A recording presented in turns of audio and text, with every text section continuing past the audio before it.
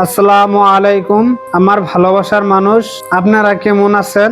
আশা করি বহুত ভালো আছেন। তো দরঙের টাঙ্গনি সারিয়ালিত বিশাল বড় ইজতেমার আয়োজন করা হয়েছে। তো এই ইজতেমাত কাজ করার কারণে বহুত মানুষের আজকে আমরা এইখানে আইছিলাম কাজ করবার।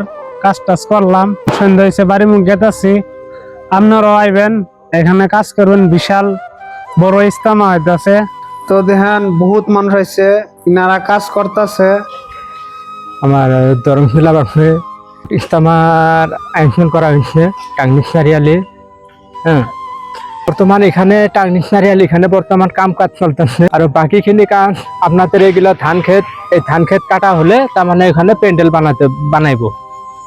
এখন এখানে আমাদের তার মানে কাম কাজ করার জন্য এখানে তার মানে রান্দাপাড়া আপনার মসজিদের জন্য ঘর বানাইতেছে।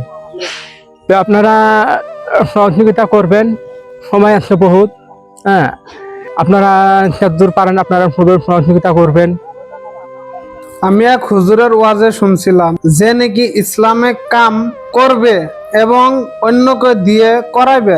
যদি সে করতে নাও পারে, অন্যকে দিয়ে করাইলে যে মানুষ নাকি করবে যতটুক সওয়াব পাবো, যাই করাবো সেও অতটুকু সওয়াব পাবো। কাজ করবেন, সহায় সহযোগিতা করবেন।